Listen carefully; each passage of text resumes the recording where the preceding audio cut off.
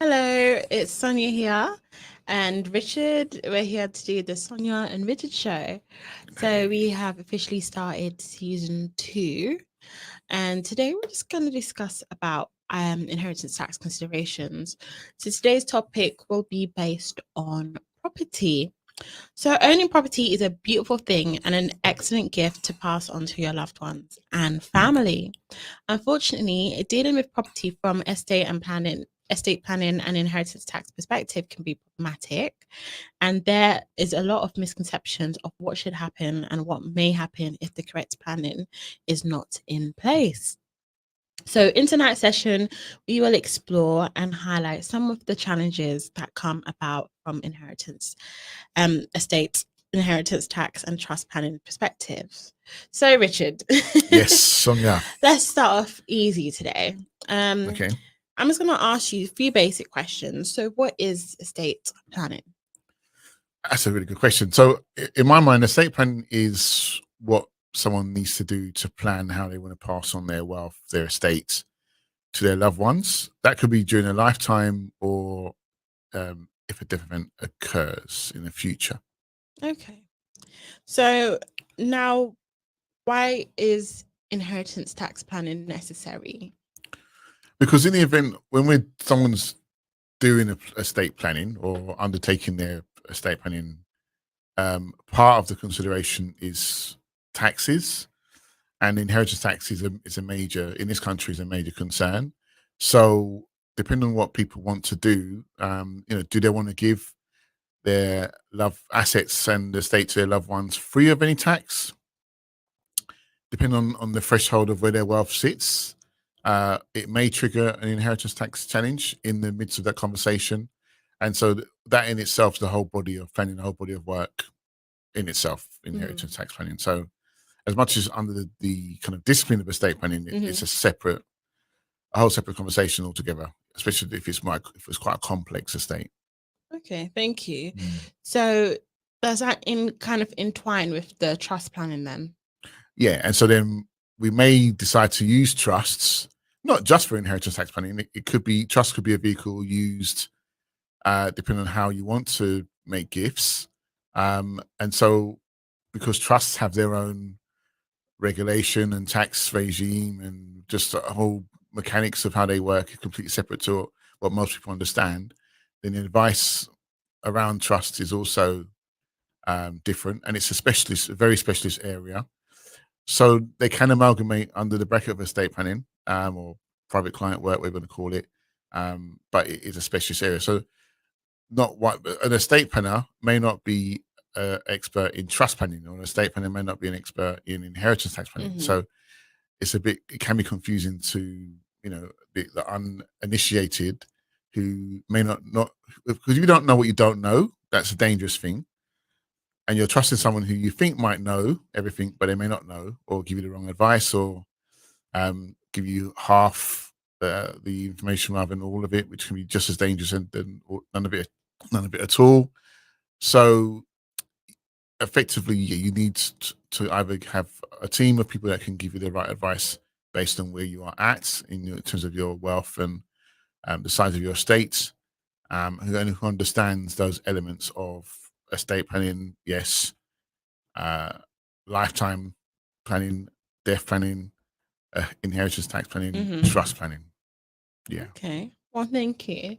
So, just to start off easy, what are the different types of ownerships? Property ownerships. Property ownership, yeah. Because today we're focusing on property, so it's important. So, and before I even answer the question, I think it's important that, as you said, property is a beautiful gift to be able to hand down to family and loved ones.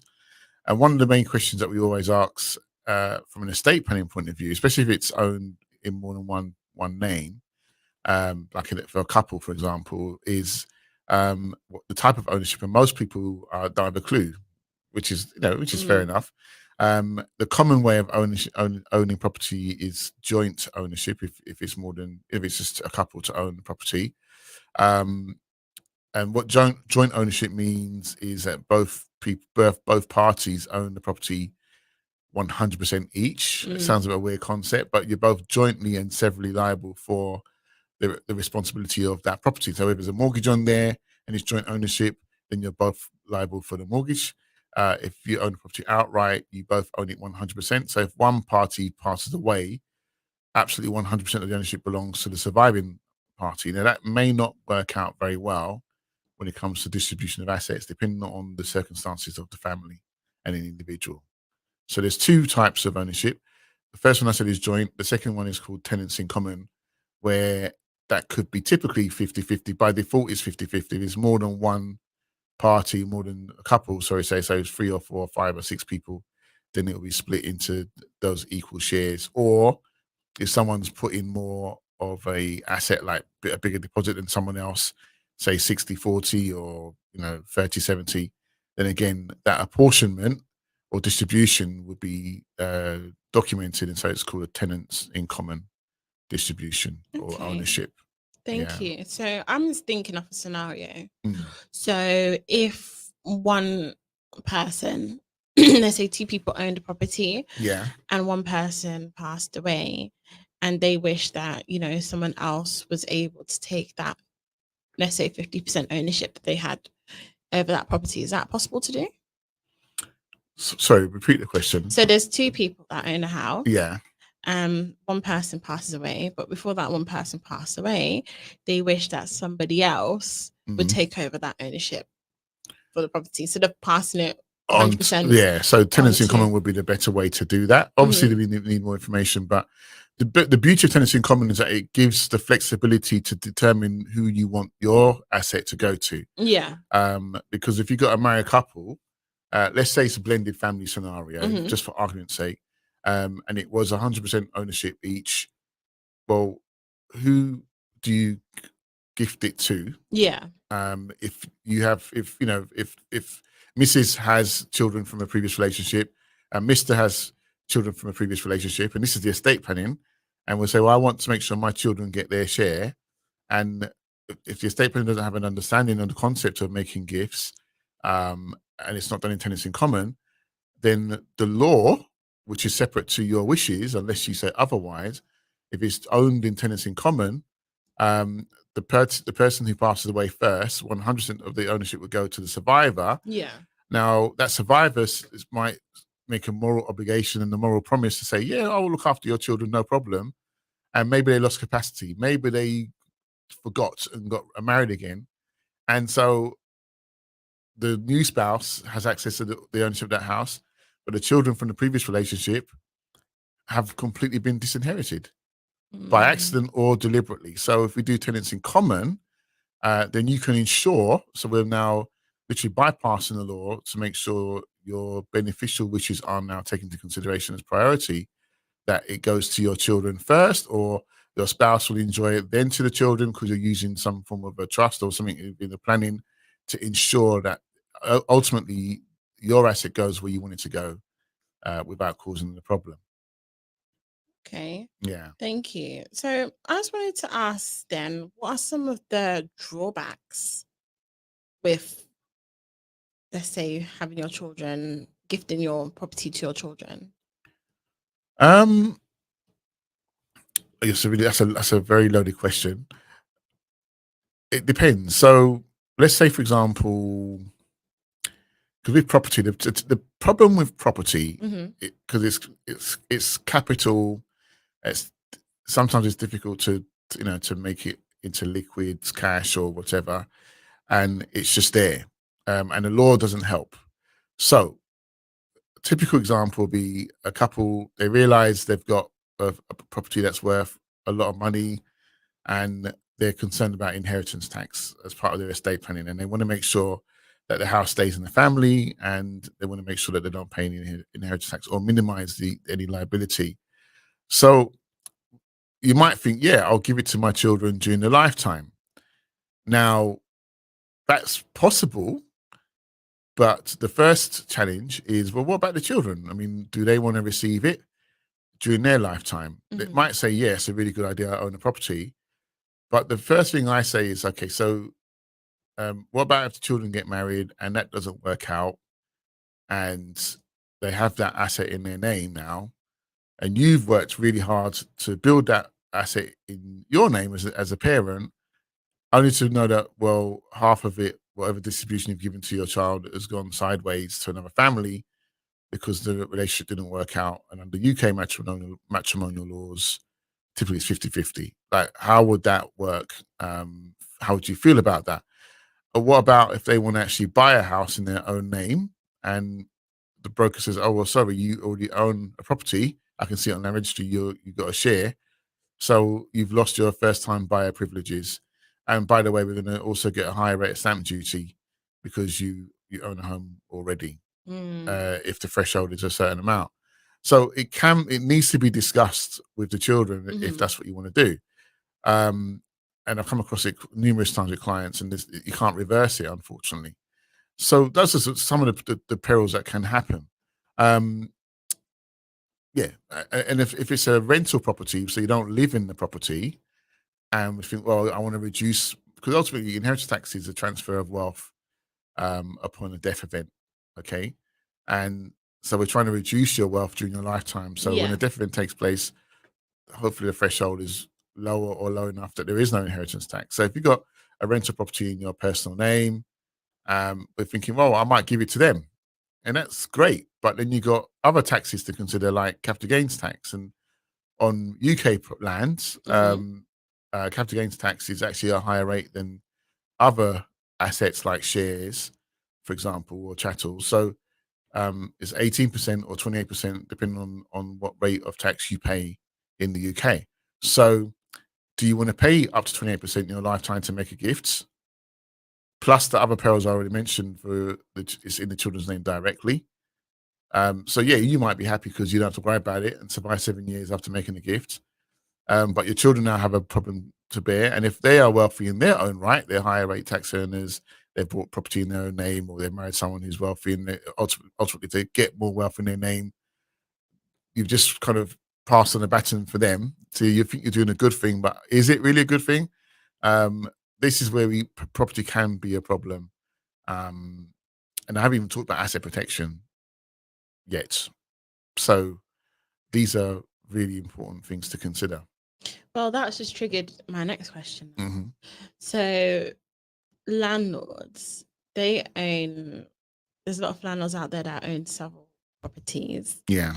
And obviously they could face a large inheritance tax issue. Mhm. So, what would you say would be the best way to navigate something like that? Ultimately, because this is very generic, they've got to get Mm. specific advice because everyone's goals and situations and circumstances are different. Um, and for landlords, especially if they own property in their personal name already, then there's the likelihood of paying inheritance tax is going to be quite high. So they've got to get the right advice, and it depends on their age, it depends on the property values, it depends on what their goals and plans are, um, and then they can decide, and how much they want to invest in their planning to help them decide what's the next best move. But ultimately, as a landlord, the challenges that you face, that I've already mentioned, is making the gifts. Trust may not necessarily always be the best solution Mhm. because they have, as I said, their own tax regime in their own rights anyway. And so the wealthier you get, it's like a maze. So there's more things to consider.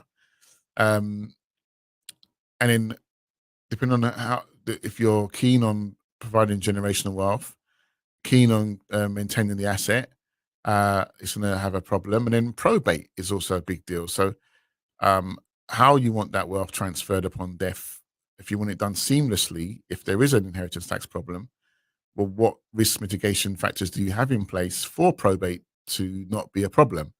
Now, the reason why I say that, because the Finance Act, 1986, I believe, don't quote me on it, uh, they changed the rules so that before you could have probate granted, and if you had any debt in your name, it wasn't an issue for HMRC. Now, all debt needs to be cleared for probate to be granted. Now, HMRC may make an arrangement, but you still got to find the first 10% if it's inheritance tax. Um, and because probate has to be granted before any assets can be distributed to the beneficiaries, we have this chicken and egg scenario or this vicious cycle of, well, I need to get probate granted, but I don't have the cash to pay the tax or pay off the mortgage because they haven't didn't mitigate the risks earlier on in life. So the only thing I can do is sell the property, but I can't sell the property yet because the probate has been granted. So no lawyer will touch it without that grant. And so we've got this vicious circle.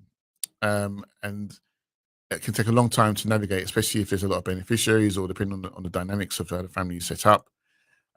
Whereas if you can mitigate the risk, so i.e. life insurance is in place, is that in trust? What's the size of life insurance, etc., etc., etc. Then the probate, as far as estate administration and estate planning is concerned, is also a big factor to consider, as well as inheritance tax, as well as lifetime planning, etc. So property can be a problematic issue for a lot of people, especially if you're trying to mitigate inheritance tax. And the later that they leave it, just the less flexibility that we have to deal with it. And because of inflation, and especially down south, property prices are going up and up and up. Then you've got all these blockades or hurdles in place: capital gains tax, distribution during lifetime, potentially even stamp duty depending on how it's owned. All these things are factors to consider to make the right choice. Okay.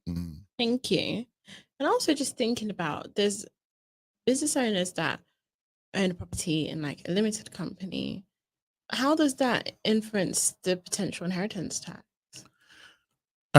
It depends on the model that they're using for the property. So if it's like buy and hold and rent out, then as far as HMRC is concerned, it's land. There's no benefits to an investment-based business or businesses that specialize in land ownership where they're getting investment income, rental income. And so it's treated for inheritance tax purposes as if you're an individual from that point of view. So it's part of your estate. If the shares in the company, it's part of your estate, i.e. own it, then whatever the value of those shares are for the investment company, then it forms part of your estate one way, shape or form. And so the inheritance tax will not change in terms of the calculation. There's no relief against it. And it can be problematic. And it's difficult to plan for unless we start early. Okay. Well, thank you.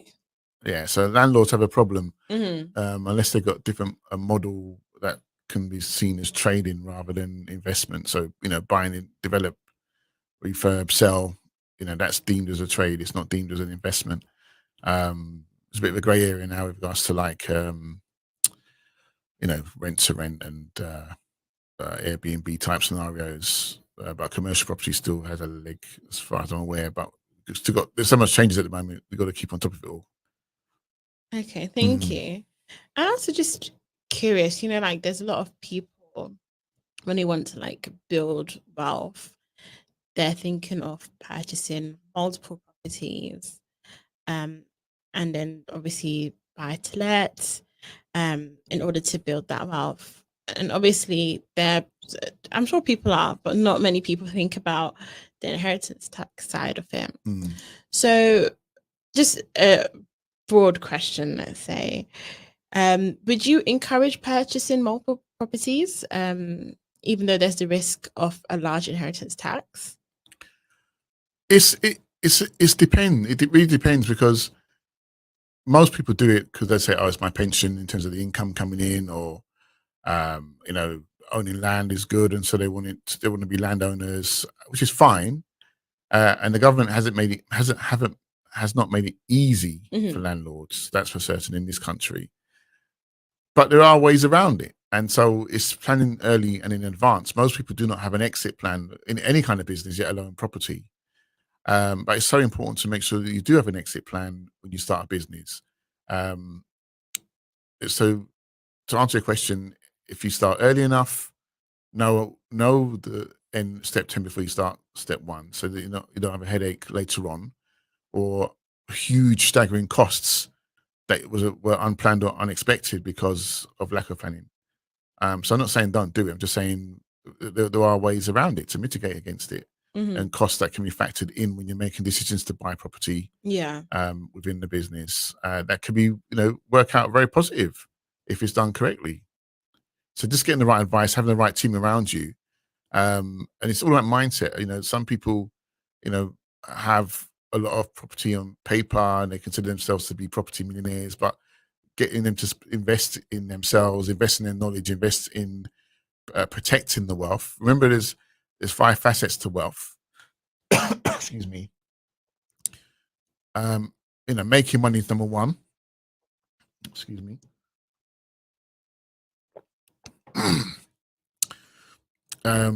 Managing that money is a skill. Leveraging money is a skill, and most people try, focus on those 3 areas. But protecting the wealth, as I say, it's not how much money you make in life; it's how much money you keep. You could be a multi-billionaire in life, and if you pay 99.99% of that in taxes, then really you've just squandered your wealth. You can't pass it down to anybody. What's the point? So you're still broke if your mindset's broke. And then the last one is getting access to the right kind of information, intelligence, to make the right choices. The analogy that I would use is, when you go to war or whatever it might be, and you're relying on the right information based on the enemy that you're trying to stop or seek out, and you could be, attacking the wrong party because of poor intelligence, poor information. So it's so important to get educated so you can help your family members and loved ones and yourself make the right decisions and not be ignorant to it or leave it to the last minute thinking, oh, well, I don't want to preempt anything. I don't want to jinx anything. That's just ignorant thinking. The more you're worried about something, the more you're probably shortening your lifespan, not engaging it or lengthening it. So if you have to think about it, there's one less thing to worry about. But some people literally are so, not being rude, tight. They don't want to invest in their knowledge to protect their wealth. Or they think they know, or they think, oh well, it's a piece of paper. Who cares? Until until the reality actually hits them, and you've got family feuds, and the money's locked up, or you just can't do anything about it. So it's so important to get the right knowledge. Absolutely imperative. So its protection is very important, and getting the right advice around that is crucial. Thank you, Richard. So I have covered pretty much all of my questions. Yeah. Is there anything else you'd want to add? I think that really we covered quite a bit, but I think the main thing with property is it's a real big challenge. If inheritance tax is your concern, you got to take action now. Gifting it to family members or loved ones, you got to get advice first because everyone's situation is different, and you need to find out what the law is surrounding that. Because different people have different situations. If you inherit property, how that affects you. If you're married and maybe your spouse has properties and you don't, how does that affect you? If you're contemplating divorce, how does that affect you, etc. Yeah, if your children are getting married and you don't want that wealth to be squandered unnecessarily, property is a big deal. And tax is it's going to be it's something that you can't just walk away from. People say, "Oh, can I not undervalue it?" It doesn't matter. It will still sting you in the posterior if you don't get the right advice. So, and then trusts, as much as they're powerful, depending on how you utilize the trust, can affect the outcome. So, for example, utilizing the trust for your main home is not an inheritance tax. What's the word? You wouldn't use that for inheritance tax planning because the taxman, it's called a gift with reservation. Okay, you're making a gift. It should be a gift. If you still enjoy the use of the property and you're giving it away, is it truly a gift in equity? It's not. So therefore, why should you have the benefits of inheritance tax? As far as your estate's concerned, you've not given it away. So you're not benefiting from that. That's important to know. Whereas if you're gifting the property that you don't live in, that you don't have enjoyment in, that has an impact. If you gift away a property that you're receiving rental income and you still want to enjoy the rental income, but you want to have your cake and eat it and not pay inheritance tax, that's going to have an impact if you're using trust because either you pay the capital gains tax, but who has 28% cash lying around without borrowing or leveraging, or without selling. You want to keep the property. So even if you want to defer the payment of the capital gains tax using trusts, then you can't enjoy the benefit of the income. So a lot of people are like, well, I need the income. It's my pension. It's my this. It's my that. So what do you do about it? Do you see my point? So property can be problematic as well. And if it's in a company, and you still have inheritance tax challenges.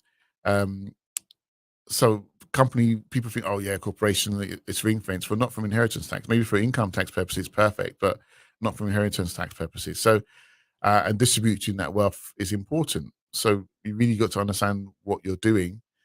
There are ways and means around it, but you've got to be prepared to invest. So if you've got, you're happy to boast about a 2 or 3 or 4 million pound portfolio, and you're not willing to prepare to pay 1%, 2% of that wealth as an investment to protect what you got, you're wasting your time. You really are. I would argue, are you really rich if you don't know how to invest in yourself to protect what you got?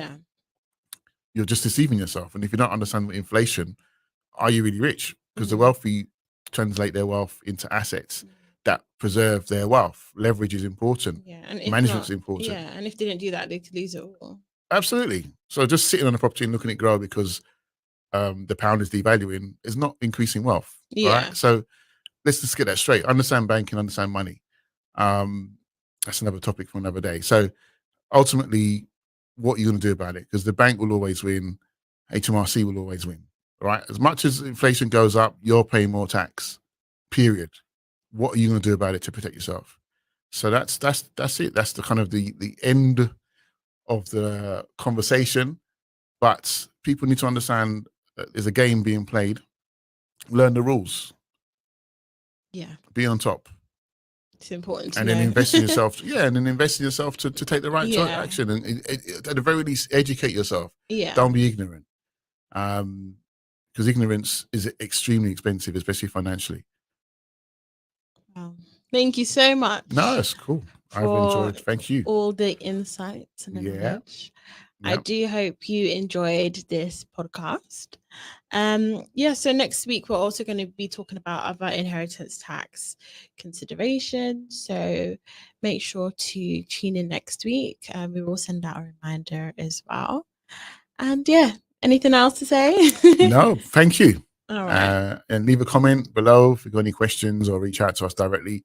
Please follow, like if you're watching this on YouTube, especially LinkedIn, any of the channels that we're broadcasting live. Feel free to support us in that way, or share it with someone who you think this might be of value for, because education is definitely important. All right. Thank you. Cool. Thank you. Bye.